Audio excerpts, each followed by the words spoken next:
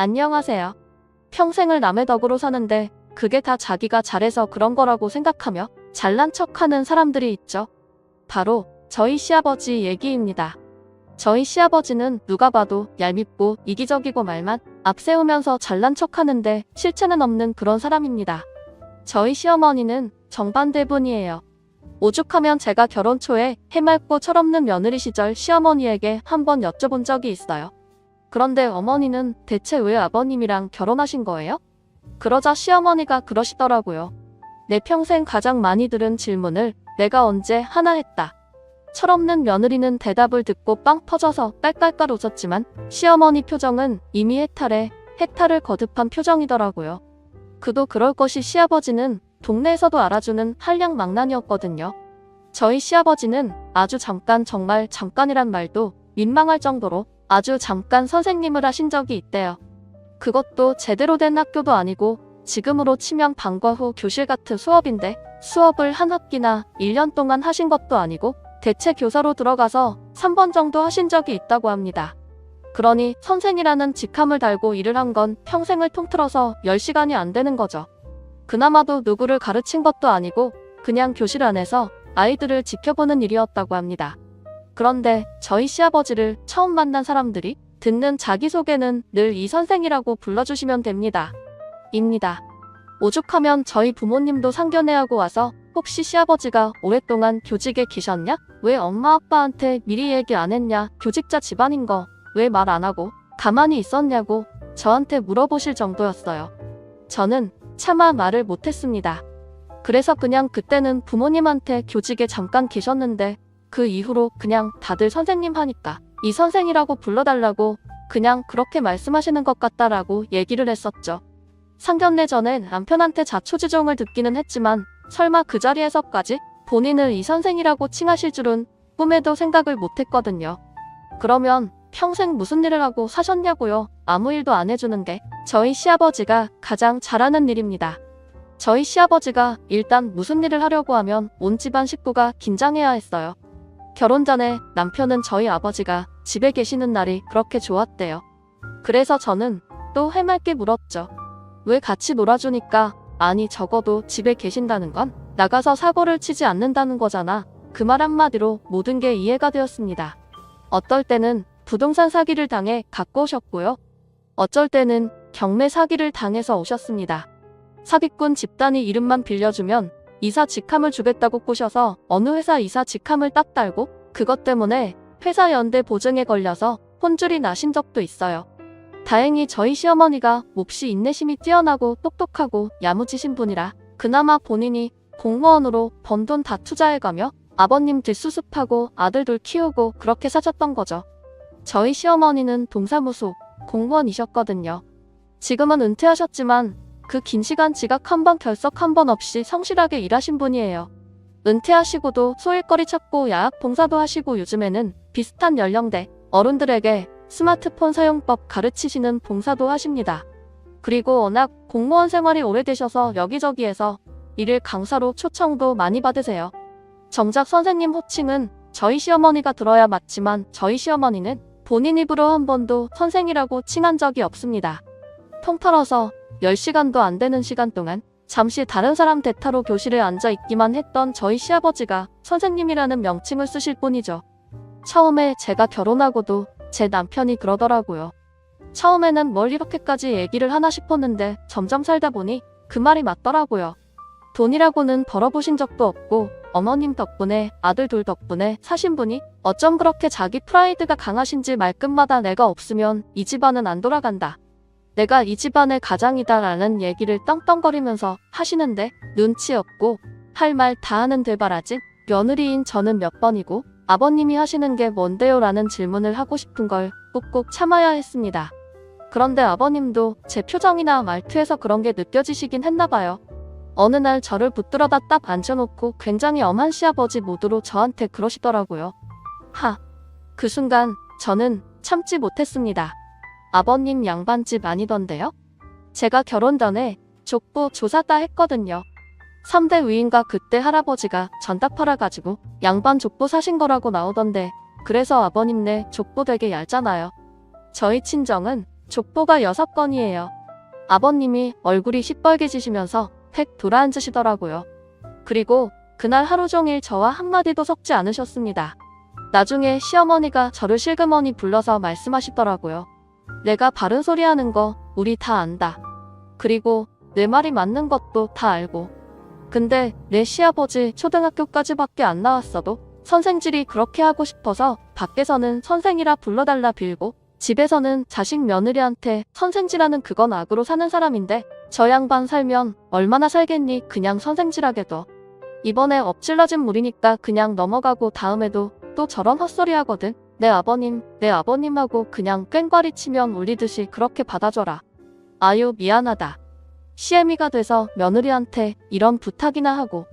그런데 차라리 혼이 나면 들이받기라도 하지 시어머니가 그렇게 말씀하시는데 아니 왜 제가 창피해지는 걸까요?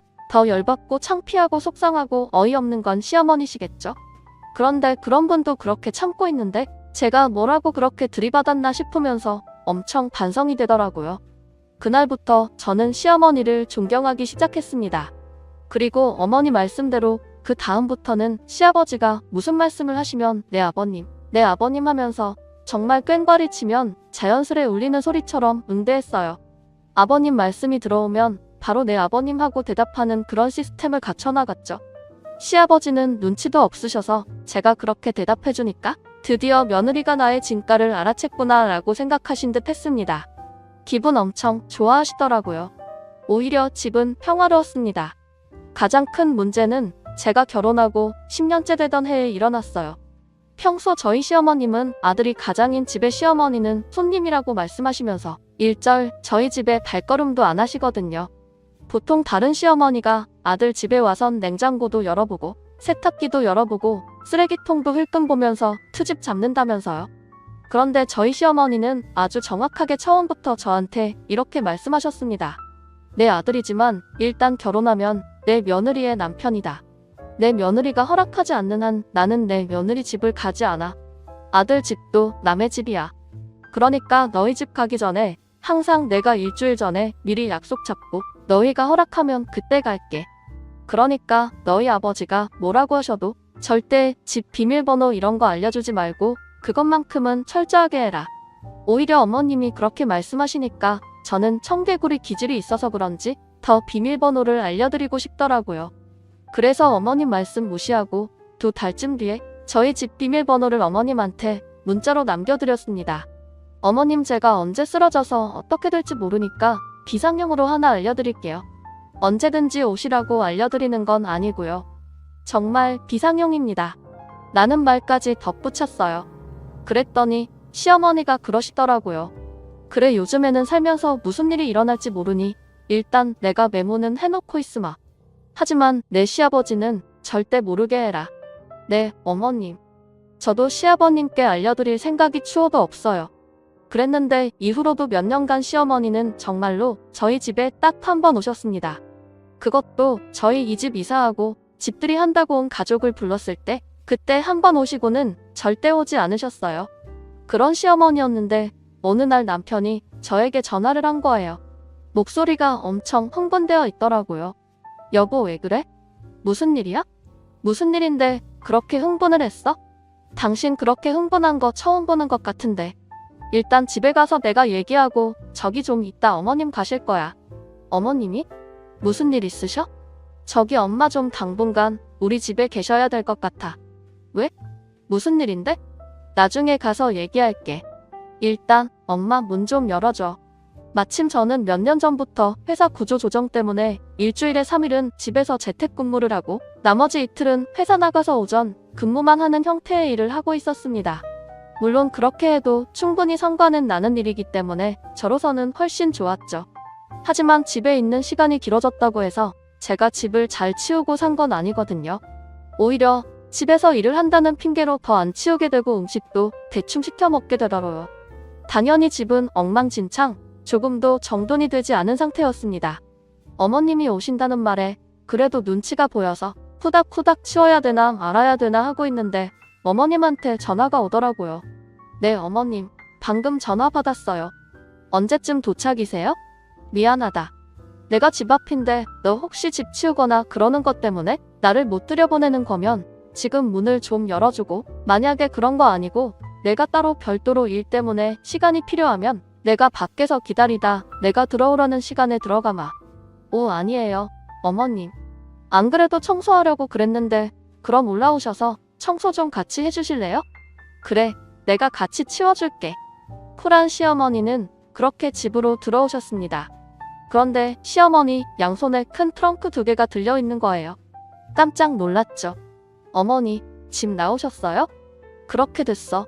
아니, 왜요? 어머님이 못 참으실 일이면 어마어마한 건데?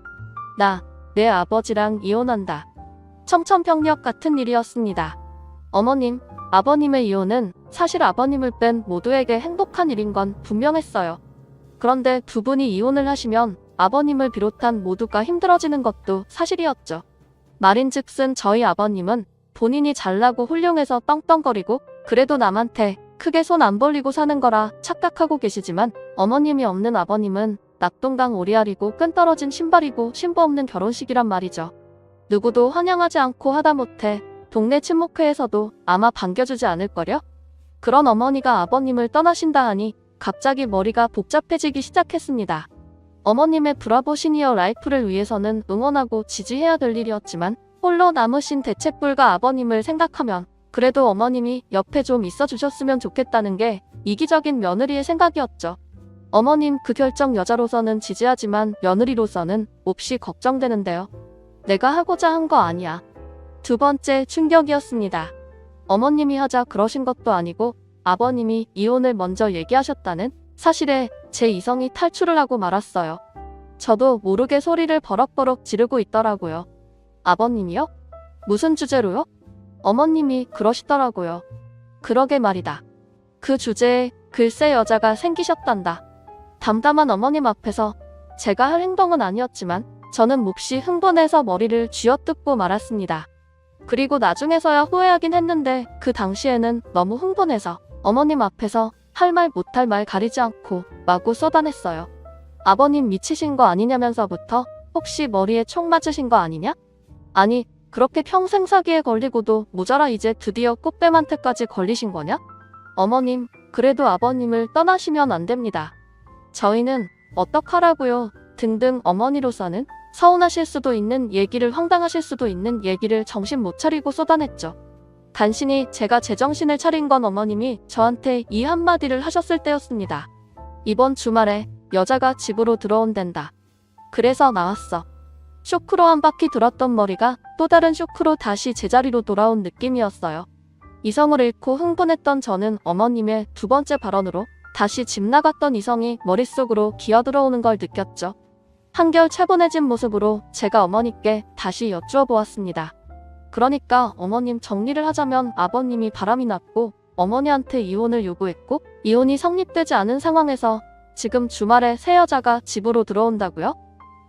정리하자면 그래. 나는 이 사람에게 규칙 사유를 물어서 이혼 소송할 예정이야.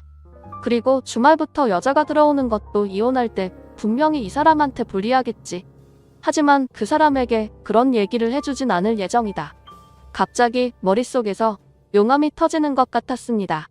제 성격이 조금 무디고 약간 엉뚱하기는 하지만 청개구리 같은 면과 함께 또 하나 존재하는 게 히어로의 마음이거든요. 불의를 보면 참지 못하고 이것이 아니다 생각하면 어떻게든 관철해내는 게 그게 제 성격 중에 하나입니다. 저는 순간 결심했어요.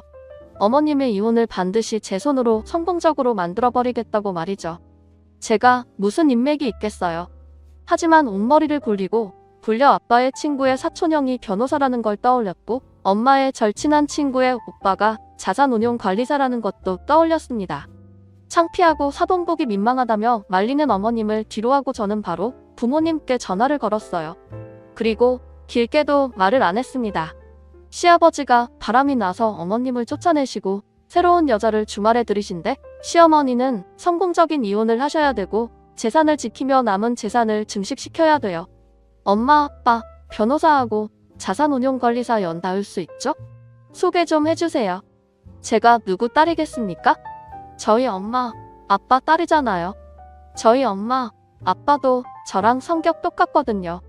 딱 듣자마자 두 분이 바로 알겠다라면서 전화를 끊고 변호사와 자산운용관리사와 연락을 하시기 시작했습니다. 시어머니가 그러시더라고요. 너무 경황 없이 나오느라 아무 준비도 못했다며? 오늘 하루만 저희 집에서 자고 내일부터는 내가 호텔로 가겠다고 말이죠. 저는 펄펄 뛰었습니다. 그리고 어머님께 제안을 하나 했어요.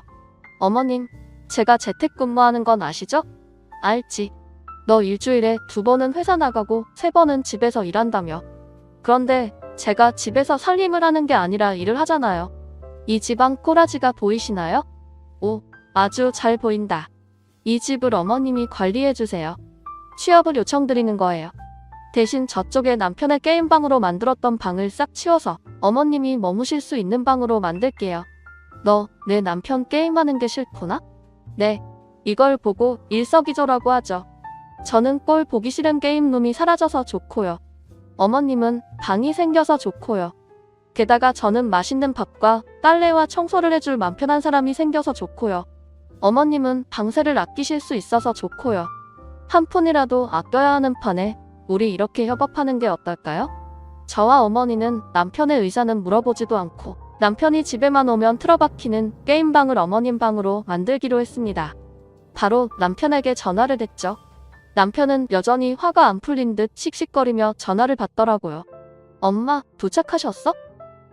당분간 우리 집에 계셔야 될 것 같아. 집에 방이 없잖아. 응, 당신 게임룸을 어머님 방으로 바꾸기로 했어. 내 게임룸을? 당신 어머니잖아. 밖에서 호텔 생활을 하실 순 없지. 게다가 이혼이라는 힘든 일을 앞두고 계신데 자식인 우리가 어머님과 함께 있어야 하지 않겠어? 제 말에 남편은 싫지만 옳은 말이니 들어야겠고 하지만 게임룸이 사라지는 건 너무 슬프고 그럼에도 자기 엄마를 며느리인 제가 기꺼이 집에 모시겠다고 하는데 반대할 수 없고 복잡한 상황에 놓인 듯 했습니다. 목소리가 영 묘하더라고요. 대신 주말에 거실에서 3시간 정도씩 게임하는 거 허락해줄게. 그리고 그 시간에는 나랑 어머님은 밖에 나가 있을게. 정말 당신은 멋진 아내자, 좋은 며느리야. 고마워. 그렇게 남편도 극적 타결을 한 후 저는 그동안 눈에 가시 같았던 게임놈을 싹 뜯어 고치고 어머님 짐을 차곡차곡 넣기 시작했습니다. 어머님은 괜찮은 척 하셨지만 몹시 마음이 상하신 듯 했어요. 왜 안 그렇겠어요?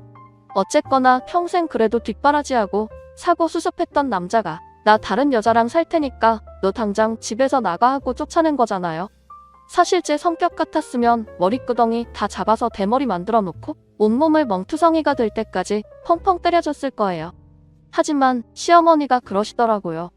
아휴, 딱지 수준 맞는 거 찾아서 끼리끼리 살겠다는데 내가 나와줘야지. 저희 어머니 참 배포가 크신 분이었습니다. 그렇게 어머님은 저희와 함께 사는 삶을 시작하셨어요. 제 주변에 몇몇 이 사정을 아는 친구들이 시어머니랑 살면 불편하지 않냐고 하더라고요. 그때마다 저는 정말로 팔짝 뛰며 이렇게 얘기했습니다. 야, 친정엄마보다 5만 배는 편해. 다들 그게 무슨 소리냐고 묻길래 제가 그랬죠. 친정엄마는 한없이 편해가지고 계속 잔소리하고 구박하고 그러는데 시어머니는 그래도 제 눈치 한 번씩 보시면서 잔소리도 안 하고 본인이 그냥 해주실 거 다 해주신다고요. 게다가 저희 친정엄마보다 시어머니 밥이 훨씬 맛있거든요. 시어머니가 저희 집에서 함께 사신 지 한 달 만에 저는 4kg이 쪘습니다.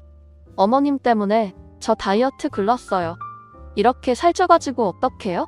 어머님, 밥 너무 맛있어요. 어머님 확대범이에요. 확대범.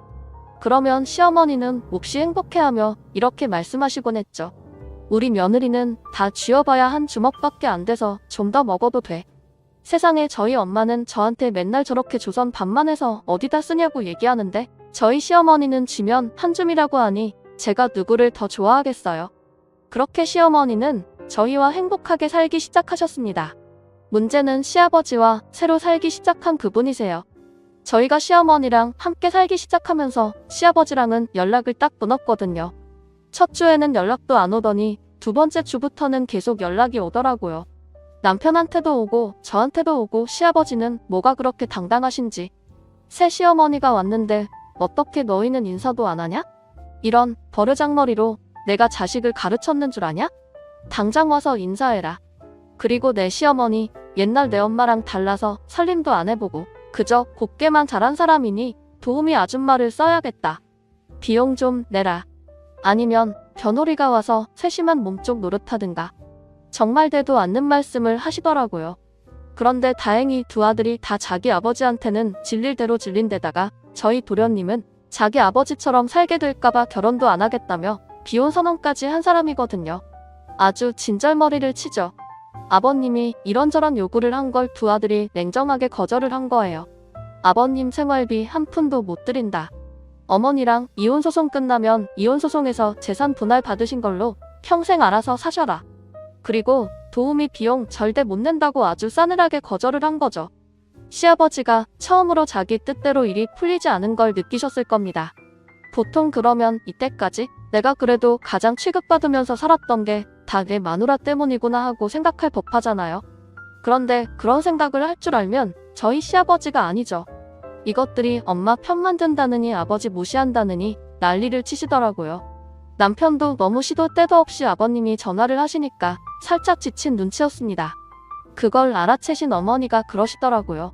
이번 주말엔 둘이 아버지한테 갔다 와. 남편이 펄쩍 뛰었습니다. 우리가 거길 왜 가요? 가서 어떤 여잔지 좀 보고 와. 나 너희 아버지 인사하라고 보내는 거 아니야. 가서 스파이지를 좀 하고 오라고 보내는 거야. 어머님 말씀은 참 똑같은 말도 기분 안 나쁘고 뭔가 타당하게 들리게 하는 힘이 있었습니다. 그렇게 가기 싫어했던 남편도 가서 어떤 여잔지 좀 보고 와라. 스파이지 좀 하고 오라는 말에는 약간 귀가 솔깃했던 모양이더라고요. 좀 있다가 아버지한테 전화해서 그러대요. 예, 아버지. 이번 주에 갈게요. 그랬더니 아버님은 반색을 하시면서 이러시더랍니다. 그래? 아이가 많이 바빴지. 며느리랑 같이 와라. 그리고 내가 고기 뜯은 지가 오래됐으니까 소갈비나 좀 듬뿍 가져와라. 여기 지금 내 새어머니가 요리 못하니까 어디 잘하는 집에서 좀 사와서 며느리 보고 좀 하라고요. 시어머니가 며느리한테 밥상 한번 받고 싶은 모양인데 이것저것 할 필요 없다고 배려한다. 그냥 가볍게 소갈비찜이나 해서 밥 먹자. 저희 식사는 안 하려고요. 그냥 가서 잠깐 아버지 얼굴만 보고 올 거예요. 주말에 결혼식도 많고 참석할 행사가 많아서요. 아유 그래. 그럼 소갈비나 좀 사다 줘. 가게 들릴 시간도 없어요. 그냥 잠깐 가서 얼굴만 뵙고 올게요. 세상에. 아버님은 남편에게 소갈비를 요구했고 남편은 그걸 또 매몰차게 거절하대요. 치사한 두 남자의 아웅다웅 싸움을 보는 듯해서 어머니랑 저는 피식피식 웃고 말았습니다. 그리고 주말 저희가 아버님 집에 가려고 주섬주섬 준비를 하는데 어머님이 뭔가 큰 통을 하나 주시더라고요. 엄마 이게 뭐예요? 소갈비야. 어제 했어. 내 아빠 갖다 줘. 아유 엄마 이걸 대체 왜 했어요? 먹고 싶대잖니? 철없는 놈 먹여. 간 김에 너희도 꼬라지 좀 보고 오고. 제가 슬그머니 시어머니에게 물어봤습니다. 어머님 혹시 여기에 독을 타셨다거나 그런 건 아니죠? 그러자 어머니께서 그러시더라고요. 아우 생각을 미처 못했네. 내가 너한테 진작 물어볼 걸 그랬다. 내가 왜 그 생각을 못했지? 농담을 하시는 걸 보니 어머님이 독을 타지 않은 건 확실했습니다. 남편이 계속 이거를 왜 갖고 가 하며 투덜거렸더니 어머님이 그러시더라고요. 그 알량한 자존심에 내가 줬다고 하면 먹지도 않을 거야. 아마 아까운 고기만 에잇하면서 싹 다 버릴 테니까 그냥 맛집에서 사왔다고 해. 어머님 근데 진짜 궁금해서 그러는데 대체 이거 왜 주시는 거예요? 어머님이 대답하셨어요. 예, 고기라도 갖고 가서 풀어놔야 이걸 보는 그 여자 얼굴이 어떤지 좀 더 정확하게 볼 수 있지 않겠니? 사람은 먹을 때 인격이 드러나고 여행 갔을 때 인격이 드러나고 힘들 때 인격이 드러나는 법이야. 너희한테 조금 더 많은 정보를 받아오게 하려고 내가 수쓴 거야. 그러니까 갖고 가서 먹으면서 잘 관찰하고 와. 저희는 그렇게 어머님이 싸주신 갈비를 들고 아버님을 뵈러 갔습니다. 아버님은 언제나처럼 왕처럼 앉아 가지고 거만하게 저희를 맞이하시더라고요. 그리고 아버님의 옆에는 다방이나 술집에서 일할 것 같은 여자가 새 초롬한 얼굴로 앉아 있었습니다. 아버님 팔짱을 딱 끼고 말이죠. 아이 그 인사들 해라. 원래 정식으로 좀식도 올리고 제대로 자리도 마련을 하고 그래야 되는데 아직 뭐 이것저것 얽혀있는 문제가 많아서 내가 이 사람한테 미안한 게 많다. 이 사람이 워낙 너그럽고 이해심이 많아서 그냥 넘어가 주는 거지. 사실 일반 여자 같으면 이렇게 나랑 같이 지금 살지도 않아. 제 안에 바른 소리하는 또 다른 자아가 하고 싶은 말을 꾹꾹 참느라 제 얼굴은 점점 일그러져 갔습니다. 남편은 아예 여자 쪽은 쳐다보지도 않더라고요. 그러자 여자가 셀쭉거리면서 저희 아버님한테 그러는 겁니다. 아우, 애들이 버릇은 없다. 어떻게 큰 절도 안 올려. 예의 전해라. 너희 어머님이시다. 그 얘기를 듣고 남편이 그러더라고요. 남편이 순한 편이기는 하지만 한번 정색하고 말하면 사실 아버님도 좀 끼갱하게 무섭거든요. 그래서 저도 평소에는 대들기도 하고 놀리기도 하지만 결정적인 순간에는 싹꼬리 내리고 그럽니다. 전 이날 살면서 가장 무서운 남편의 표정을 보았어요. 제 어머니 따로 있고 아버지가 누구랑 살던 상관없는데 저희한테 어머니 소리 요구는 하지 마세요. 어머니 아니에요. 그러자 아버님이 말로는 남편을 이기지 못할 것 같고 뭔가 권위는 세우고 싶으셨는지 손에 잡히는 대로 물건을 집어 남편에게 던지기 시작했습니다. 처음에는 베개, 그 다음엔 쿠션, 그리고는 재떨이가 날아왔죠. 그런데 남편은 아무렇지도 않은 듯 날아오는 물건들을 톡톡 발로 쳐내면서 이러려고 부르셨냐 며 가보겠다고 일어나더라고요. 저만 어리버리하게 서 있었죠. 나중에 들었지만 남편은 자기가 그러고 나가면 저도 얼른 따라 나올 줄 알았대요. 하지만 전 그럴 수가 없었습니다. 왜냐하면 시어머니가 염탐을 하고 오라고 했으니까요. 저의 염탐은 아직 끝나지 않았거든요. 그렇게 남편이 쌩 나가버리고 저는 우뚝 홀로 외로이 시아버지와 시아버지의 새 여자 앞에 멀뚱멀뚱 서 있게 되었습니다. 시아버지가 제 남편 욕을 하면서 저를 흘끗 보시더라고요. 그래, 너도 큰절 안 할 거냐? 아버님, 이 와중에 제가 큰절한다고 해서 뭐가 달라지겠어요? 저 사람도 저러고 나간 판에. 그나저나 아버님 원하셔서 갈비 가져왔는데 세상 단순한 우리 시아버님이 갈비 소리를 듣더니 눈이 반짝 하시더라고요. 그리고는 허둥지둥 다가와 제가 가져온 통을 열었습니다. 아이고, 냄새 좋다. 그런데 뭐 이거 한 통밖에 없냐? 에이그, 기왕 사오려면 2통 사오지 그랬어. 아버님, 이것도 돈 만만치 않아요. 그나마 저랑 남편까지 먹을 거 한꺼번에 해온 거라 양이 이만큼이었어요. 원래는 절반만 사려고 했다고요. 아유, 뭐 이런 걸 누구 코에 붙인다고 넷이서 먹어. 나랑 이 사람이랑 둘이 한 끼면 아유 그냥 고기 좀 꼈나 하면서 먹겠구만. 아유, 임자 이리 와요. 고기 먹어. 아우, 나는 한우 아니면 못 먹는데. 자네 이거 혹시 미국산이나 호주산으로 했나? 글쎄요, 가게에서 미국산인지 호주산인지 국산인지 안 보고 샀는데 모르겠는데요. 나는 한우가 아니면 영피위가 상해서 못 먹거든. 에이, 뭐 저기 한우겠지. 요즘 뭐 저기 비싼 갈비집은 한우로 하자뇨. 아유, 와서 먹어. 임자 아주 간이 잘 된 것 같아요. 그럼 뭐 성의가 있으니까 맛이나 볼까? 한 입 먹으면 알지 뭐. 한우인지 아닌지. 그렇게 있는 대로 고상을 떨던 여자는 딱 앉아서 한 입 먹자마자 눈이 반짝하더라고요. 그리고 무슨 아구 귀신이 들린 것처럼 개골스럽게 고기를 먹기 시작했습니다.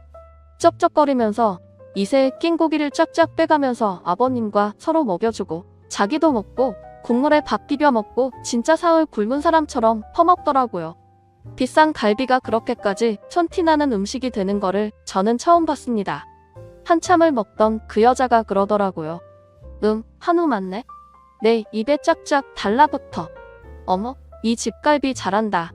이거 어느 집갈비야? 제 안에 청개구리가 또 불쑥 고개를 들었습니다. 그거 모자라는 집에서 가져왔어요. 그러자 시아버지가 그러시더라고요.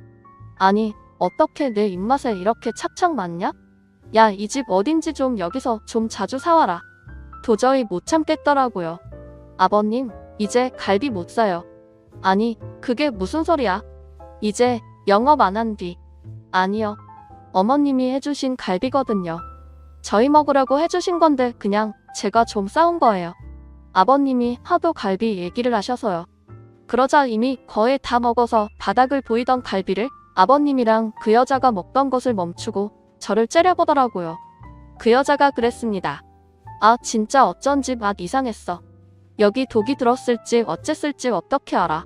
세상 맛 없는 갈비 성에 생각해서 억지로 먹어줬더니 뭐야. 방금까지 맛있다고 손가락까지 빨아드셨으면서 자기 전처가 한 거야. 짜증나. 그러면서 여자는 흙방으로 들어가 버리고 아버님은 씩씩거리면서 저한테 그러시더라고요. 너희 내 어머니랑 연락하냐? 그럼요. 어머니신데요? 너희 어머니는 이제 저 사람이요. 내가 새로 결혼을 했는데 당연히 저 사람이 어머니지. 어머니를 하늘처럼 모시라고 하늘처럼. 너희 그렇지 않으면 내 재산이고 뭐고 단 한 푼도 안 갈 줄 알아. 저는 속으로 생각했습니다. 아버님 재산이 있기나 하겠습니까? 그나마 솜털처럼 미미한 재산도 다 어머님한테 갈 거예요. 제가 어떡하든 그렇게 하게 어머님 앞에 오만 사람 다 붙일 거니까요. 하지만 그 얘기를 겉으로 하진 않았습니다. 그냥 또 치면 울리는 징처럼 내 아버님 하고 말았죠. 그렇게 빈갈비통을 들고 밖으로 나왔더니 남편한테 부재중 통화가 7통이나 와 있더라고요. 무음으로 해놔서 몰랐죠. 그제서야 남편에게 전화를 했습니다. 뭐해? 당장 안 나오고. 나 집 다시 들어가기 싫어가지고 계속 자기한테 전화했는데 갈비 먹는 거 보고 나왔어. 이 와중에 갈비를 먹였다고. 한우 아니면 안 먹겠다고 버티더니 바닥까지 보이게 긁어먹다가 어머님이 해주신 갈비라는 거 알고 빈정상에서 방으로 들어갔어. 남편이 그러더라고요. 아, 내가 너무 일찍 화내고 나왔구나. 그 장면 보고 나왔어야 하네. 살짝 후회됐는데. 그러니까 나처럼 좀 참지 그랬어. 나 봐봐. 어머님이 스파이처럼 먹는 거 보고 어떤 사람인지 알아오라고 하셔서 기가 막힌 인내심으로 끝까지 참고 봤잖아. 당신 어쩜 남자가 그렇게 인내심이 없니? 미안하다. 너무 화가 나서. 아우 몰라. 들통 무거워. 빨리 와서 이것 좀 받아가. 그렇게 아버님 집 근처에서 제가 언제 나올까 기다리던 남편과 함께 집으로 향했습니다. 그리고 어머님께 모든 얘기를 다 해드렸죠. 그랬더니 어머님이 배를 잡고 웃으시면서 얘기하시더라고요. 미국산 소갈비 중에서도 타임세일로 엄청 싸게 파는 게 있어서 에휴 그냥 개나 준다 생각하고 그거 사서 갈비를 하셨다고 하더라고요. 그러면서 저희한테 한솥되는 갈비찜을 해놓으시면서 그러셨습니다. 이거는 너희 먹을 한우야. 어서 먹어. 어머 한우 아니면 두드러기 난다고 했던 여자분. 오늘 저녁에 두드러기로 오지게 고생하겠네요. 그러게 두드러기라도 났음 좋겠다. 아이고 참 정말 끼리끼리 만났네. 알긴 알았지만 듣고 나니까 더 열받는다. 그렇게 갈비찜 해프닝이 끝나니 시아버지는 며칠간 잠잠하셨습니다. 하지만 이후에도 계속 문자 테러는 계속됐죠. 하늘 같은 시어머니가 뭐가 드시고 싶다고 하는데 와서 좀 주는 게 며느리의 돌이다 등등 정말 되도 않는 말이 가득했습니다. 며느리는 시어머니의 몸종이다라고 하는데 귀도 안 차서 대꾸도 안 했죠.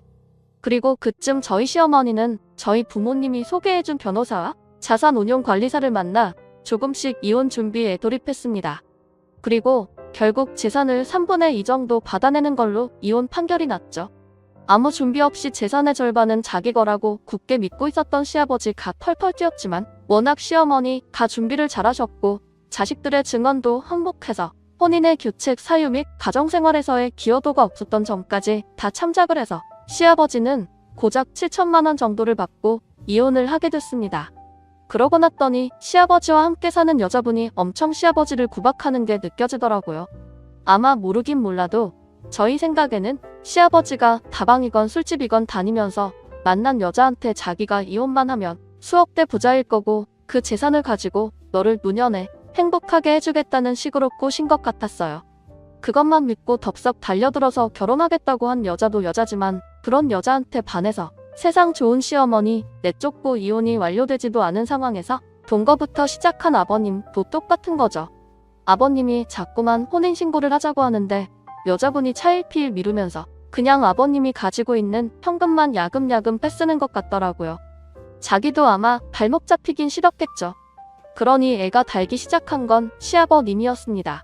멀쩡한 어머니랑 이혼해서 낙동강 오리알 되고 새 여자랑 가정을 꾸리려고 했는데 여자는 혼인신고를 안 해주고 한마디로 여기서도 버림받고 저기서도 버림받은 애매한 상황인 거죠. 그런데 그쯤 저희 시어머니에게는 핑크빛 기류가 흐르는 일이 생겼습니다. 저희 엄마가 소개해준 자산운용사가 부인과 사별하고 15년쯤 되신 분인데 저도 몇 번 만나봤지만 엄청난 신사시거든요.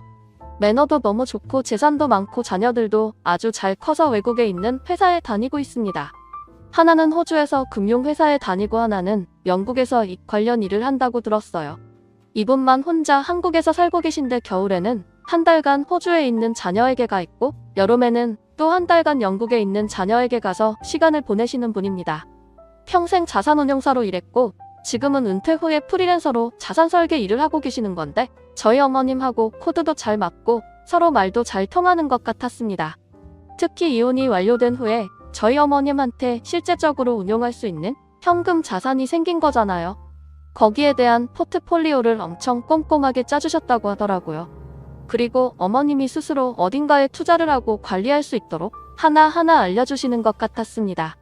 당연히 어머니와 그 자산운용관리사가 만나는 시간이 잦아졌고 어머님은 점점 화사해지셨어요. 제가 슬그머니 물어봤습니다. 어머님 이혼하자마자 연애 시작 그랬더니 어머님이 얼굴이 빨개지면서 그러시더라고요. 얘 쓸데없는 소리 하지마 늙은이가 흉해 어허 어머님이 늙은이라니요. 100세 시대의 어머님은 청춘이에요. 지금부터 연애를 하신다고 해도 25년은 연애를 하실 수 있는 나이라고요. 세상에 그런데 그게 왜 흉해요? 나 너무 부러운데요. 진짜 부러워요 어머님. 저는 이제 저 사람이랑 헤어지지 않는 이상 연애는 꿈도 못 꾸는 거잖아요. 그런데 어머님은 연애하시고 어머님 이 제 워너비예요. 아이고 아무리 시어머니가 편하다지만 시애미 앞에서 못하는 말이 없네. 그런가요 어머님 연애를 하시려면 제대로 하시라고 하는 소리예요. 아우 연애는 무슨 됐어? 그냥 자산 운용하는 것만 도와주시는 거야. 그때는 시어머니가 극구 부인해서 그런가 보다 했는데 저희 엄마가 그러시더라고요. 자산운용관리사분이 저희 시어머니가 너무 마음에 들어서 사별하고 처음으로 같이 하고 싶은 여자를 만났다고 그렇게 말씀을 하셨대요. 와 남자가 그런 얘기한 거면 이미 게임 끝난 거 아닌가요? 그래서 제가 엄마한테 그랬죠. 엄마 그분한테 좀 더 적극적으로 다가오시라고 해. 우리 시어머니도 분명히 마음이 있으신데 뭔가 확신이 안 서서 망설이시는 것 같아. 그래 그럼 우리가 양쪽에서 좀 힘차게 밀어볼까 억울해야겠어요. 엄마 남자는 밀고 나가는 힘이라고 꼭 좀 전해줘요. 내가 시어머니는 은근하게 떠밀 테니까 저랑 제 엄마가 뒤에서 서포트를 하는 걸 아는지 모르는지 시어머니는 그분과 친구처럼 자연스럽게 지내면서 본인도 모르게 서서히 화사해져 가셨습니다.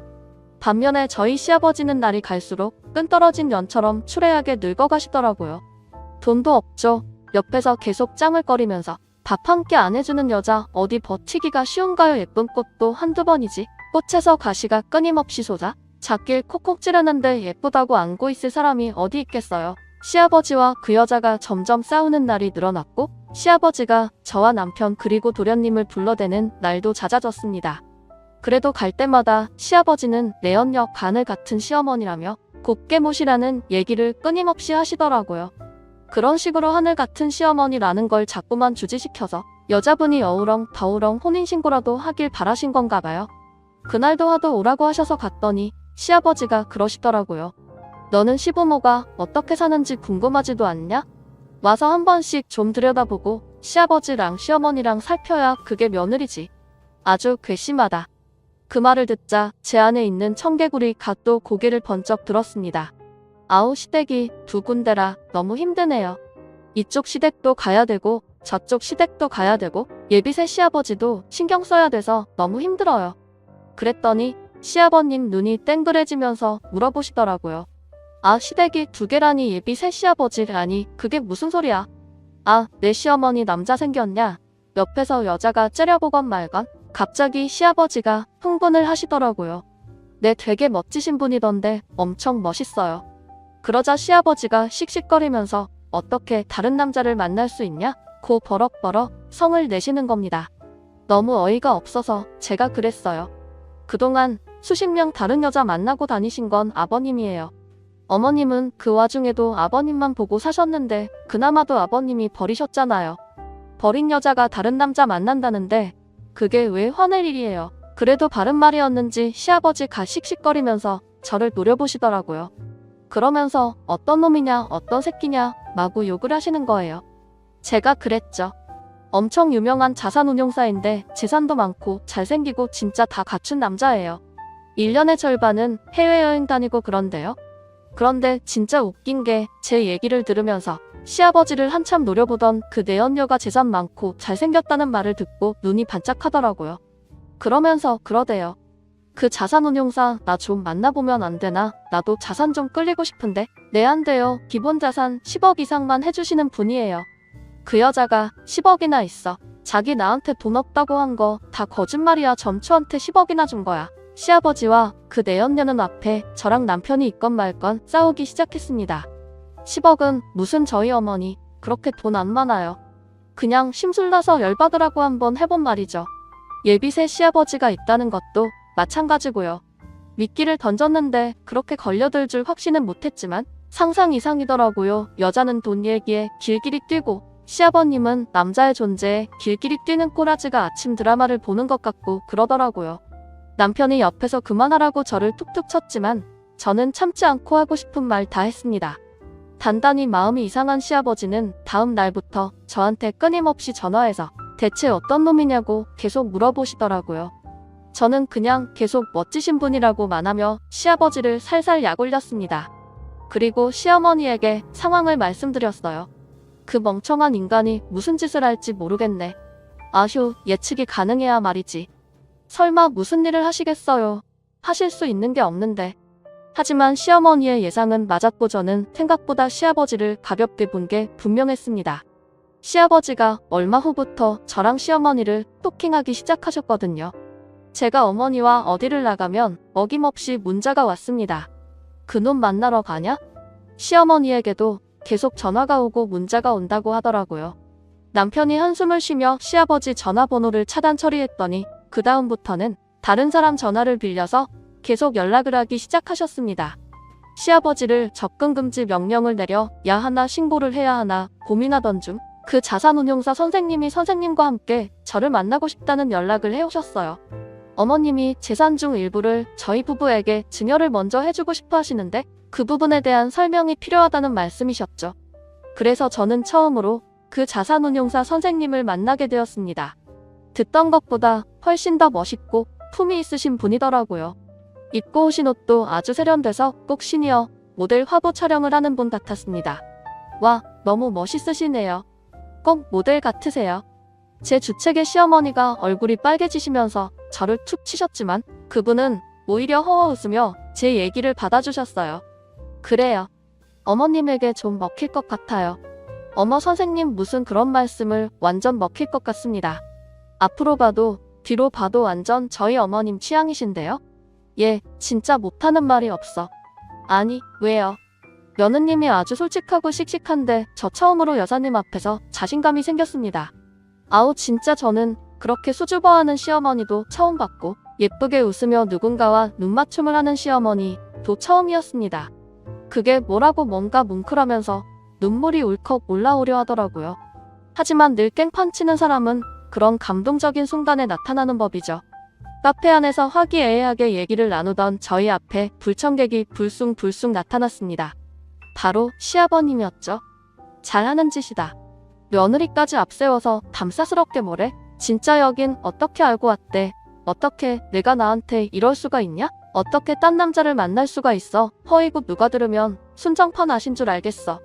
사는 동안 내내 사고치고 다니다가 늙음하게 바람나서 날아간 게 누군데? 아이그 그건 아이 남자가. 그럴 수도 있고 그런 거지. 공공장소에서 이렇게 시끄럽게 하실 건 아닌 것 같고 나가서 말씀하실까요? 하신 말씀 있으시면. 아니 너냐? 내 마누라랑 놀아나는 놈이 허참 이혼까지 하신 마당에 마누라라뇨? 그리고 정확하게 말씀드리자면 여사님은 저한테 아무 관심 없으십니다. 제가 일방적으로 반해서 쫓아다니는 겁니다. 시어머니의 얼굴이 빨개졌습니다. 그리고 시아버지는 울그락불그락해졌고요. 저는 이 모든 상황이 너무 흥미진진해서 두 눈을 크게 뜨고 두 귀를 쫑긋 세운 채 가운데서 눈만 대굴대굴 굴리고 있었습니다. 하하, 허물키고 있다고 스스로 고백하는구만. 아직 이 여자가 어떤 여자인지 몰라서 그러는 모양인데 잘 압니다. 아주 멋진 분인데 그동안 영 존중 못 받고 사신 것 같은 숨겨진 보석 같은 분이죠. 그래서 제가 좋아하고요. 숨겨진 보석 좋아하네.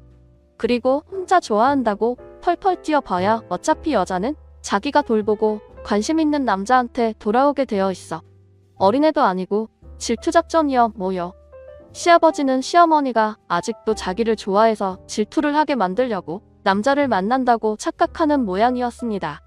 아니 그런 생각은 대체 어떻게 할 수 있는 건지 이해가 안 되더라고요. 운용사 선생님이 뭔가 막 더 말을 하려 하던 그 순간 시어머니가 벌떡 일어나서 시아버지를 위아래로 야멸차게 훑어본 후에 운용사 선생님의 팔장을 닦였습니다. 모두가 놀랐죠. 진짜 놀고 있네. 누가 지까지 것한테 관심이 한 조각이라도 있는 줄 알아. 자기 우리 다른 데 가서 얘기해요. 차 가져왔죠. 너도 나와. 와 저희 시어머니 정말 박력이 넘치시더라고요. 여자인 제가 봐도 멋있었습니다. 운용사 선생님은 이미 눈에서 꿀이 뚝뚝 떨어지는 모습이었어요. 자신의 팔에 팔짱을 낀 어머니의 손을 부드럽게 잡더니 지그시 바라보며 그러시더라고요. 갑시다. 셋이서 드라이브하고 멋진 데서 저녁 먹으면서 잔찬히 얘기하면 좋겠네요. 그렇게 멍하게 서 있는 시아버지를 두고 밖으로 나온 운용사 선생님은 평생 시아버지가 저런 차 한번 타보면 소원이 없겠다고 노래를 불렀던 멋진 외제세단 승용차를 우아하게 끌고 와 뒷문을 열고 저와 시어머니를 태웠습니다. 그리고 시아버지를 두고 저희 셋은 그 자리를 유유히 빠져나왔어요. 차 안에서 시어머니는 돌발 행동을 한 걸 사과하셨지만 그분이 그러시더라고요. 이참에 우리 오늘부터 일을 하시죠 여사님. 아니 며느님이 증인하시고. 저는 찬성이요. 수줍게 웃던 시어머니도 결국 고개를 끄덕이셨습니다. 그렇게 시어머니는 새 연애를 행복하게 시작하셨어요. 아 시아버지는 내연녀가 그나마 있던 돈 들고 도망을 가고 혼자 쭈글쭈글해진 채 만날 집에서 멍하게 계신답니다. 아들 둘이 용돈도 넉넉하게 들이지 않고 사시는 집도 월세로 돌려버려서 생애 가장 쪼들리는 시간을 보내시는 중이에요. 안타깝게도 불쌍하지는 않더라고요. 아마도 시어머니는 내년쯤 재혼을 하실지도 몰라요. 운용사 선생님이 함께 남은 생을 보내고 싶다고 얼마 전에 청혼을 하셨거든요. 저한테도 얼마나 잘해주시는지 요즘에는 시어머니보다 새 시아버지가 더 좋아서 자꾸 어머님을 보러 가게 된다니까요. 남편과 도련님도 새 시아버지에게는 자연스럽게 아버지 소리를 하더라고요. 뒤늦게나마 존경할 수 있는 어른 이 아버지로 생겨서 감사하다나요. 평생 가족들을 괴롭히기만 했던 시아버지의 말로는 역시나 쓸쓸하네요. 감사합니다.